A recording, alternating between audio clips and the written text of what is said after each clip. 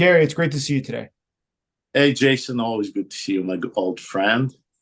So, Gary, listen, you were in the U.S. Navy for a number of years, including serving in Moscow at the NATO office there as Chief of Staff. You were the head of the Anti-Terrorism Center as well. You also have helped the Polish when they joined NATO to meet up to NATO standards. So you have a background. You understand, obviously, the former Soviet states extremely well. And you are a huge supporter of Ukraine, and you've been one for a long time. But you're one of the only guys I know who both loves Ukraine, but also thinks that Trump would be a better president or better for Ukraine even. Why is that? What has he said so far that's so supportive of Ukraine, or he's laid out as a policy towards Ukraine, do you think would be so positive? It was under Trump that all the consular sections were closed. Russian consular sections were closed in the United States because of Crimea. That Trump was able to put the manifesto and the law through our Congress that Crimea will never be recognized as anything but Ukrainian. And that was on the State Department website until Biden came in and they took that off. We had our fleet in. He brought in Black Sea. He brought our second fleet back in that Clinton has took out of our service because the Cold War was over. It was against Soviet Union. Trump brought it back. Trump said that he was not going to meet with Putin, where they blame him that he's friend of Putin because the way he looked at him at the summit.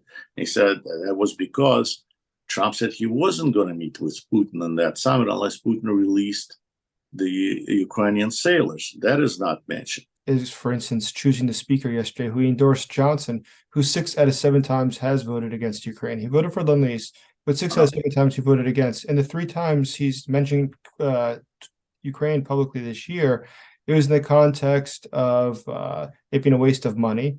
He also said that it was a waste of Biden's time to have gone to Ukraine. And he also said that it should be further investigated, and a question of whether or not Biden was being bribed by Ukraine. So I can't imagine a reasonable argument that he's going to be favorable to Ukraine. I agree with him. We should either help Ukraine or let them go into defensive mode and defend themselves until something happens. But giving them minimum and then pushing them into the offensive operations, killing more Ukrainian soldiers and destroying their army, I don't agree with it either. I don't think any reasonable person, none of our military leaders agree with that. They're saying they need attackers, they need Air Force, they need superiority in the air, they need air defenses so they're not dropping. So, okay, let's vote. Let us all vote again for another $100 billion for Ukraine. And again, we're going to get what we already have.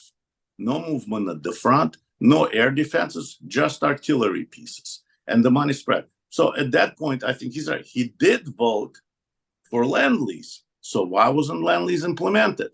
Lend-Lease is when you would get everything you need to end the war quicker. So to say that he's anti-Ukrainian, I think is a wrong information. He's not anti-Ukrainian. He's anti-waste.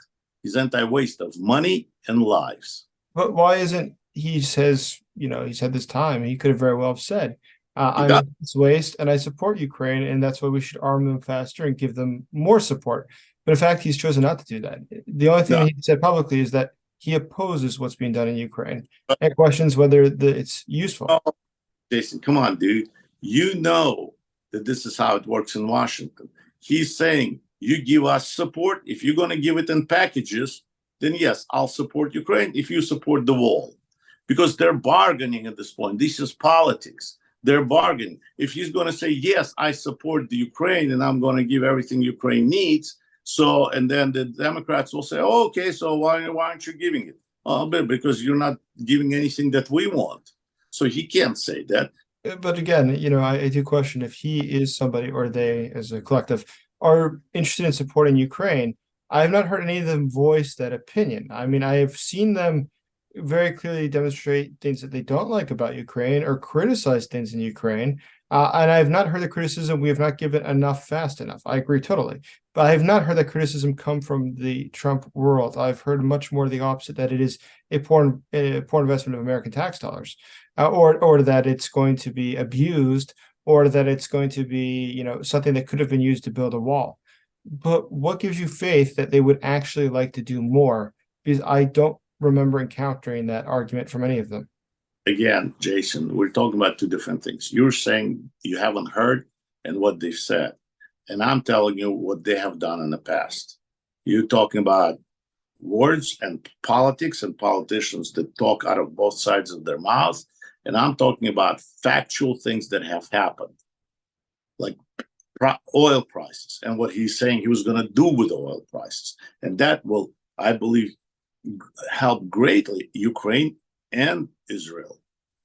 But and I have heard all of them say in the beginning how much they support Ukraine. They're not supporting, they're criticizing, they're not supporting the waste of money on Ukraine that accomplishes nothing in Ukraine except wasting their lives, wasting lives of their soldiers. So show me a result or show me a plan. If I'm going to invest more, $100 billion more, what am I going to get in return? Again, the same thing, killing more soldiers at the front and no movement, and saying, oh, yeah, we're advancing. We're surrounded. There's already a collapse in Moscow. Putin is almost dead.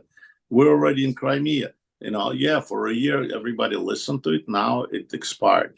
What about land lease? All the lies that were said about land lease. So, no, they are saying, criticizing. Of course they're criticizing. I'm criticizing. I'm saying, don't you want to know what happened to our money? Where did it go? Well, of the 3.5% of the military budget, which we've spent on Ukraine, which works out to about 0.3% of the total U.S. budget.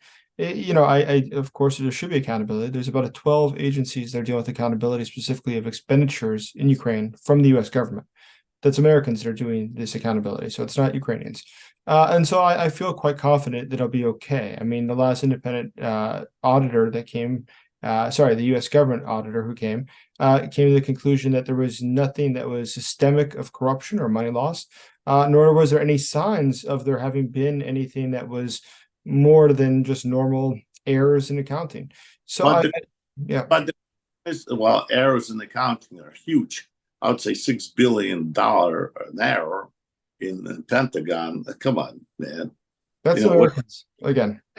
Two grandmothers are sitting in the basement of a Pentagon somewhere with the abacus and made a $6 billion mistake. And who's responsible for it? And where's that money? Why can't today's administration, not Trump, today's administration, give that money back to Ukraine? Why is it still $200,000 a month that they're giving? Again, just nickeling and diming them. Again, you're talking about money. You're talking about those things because you're, I guess, a civilian. I'm talking about, I don't care how much money you're going to give to Ukraine. You give 100 billion, a trillion, billion, billions. They need weapons. If we give them money, but we're going to sell them weapons, it doesn't mean anything. Saudi Arabia has all the money in the world, but we don't sell them the weapons, no matter how much they're going to pay for it. There's a reason. So we need to give them weapons. I don't care how much money we give. I mean, I do because it's my money and I think it's being wasted. By the way, not on the Ukrainian side, on our side. So, Gary, you remain with a great deal of faith that Donald Trump will do a better job in executing the war in Ukraine, or assisting the Ukrainians to execute their war, I should say, against Russian aggression than the Biden administration. Is that correct? If drawing a conclusion from what he has done in the past, and from what he's saying now about oil prices, definitely. All we have to do, again, I'm saying we don't need to send aircraft carriers to Iran. We don't need to build up a Ukrainian Air Force to be more superior than Russian. All we have to do is do what we did 2.5 years ago. Start pumping oil on the federal grounds of the United States and drop oil prices. And everybody will come down. Russians will start to suffocate. Putin will now have no funds, and so did Iran will not be able to finance and not give them the money, not giving them the funds, not buying oil and gas from them. Iran is pumping, 3 years ago, they were pumping, I think, 40,000 barrels of oil. Now they're pumping like 4 million. We're drinking it? No, they're selling. So did Russians. Russians are pumping more and more and more oil. We're buying it, maybe not directly in gas, but we're buying it from them. So we're feeding them. We're giving them the money. Russian economy is not suffering as much as everybody wants to believe it is. And Russian forces are not all drunks and idiots and convicts there. They're fighting and they're killing a lot of Ukrainians every day while we're dragging our feet out. If we're not going to give them land lease, if we're not going to give them the proper weapons, at least let's drop the oil prices. So, Gary, I appreciate your time. It was great talking to you as always. Always good to speak to a smart person. I appreciate it. And we will be in touch then. All right, Jason, we'll see you in Ukraine.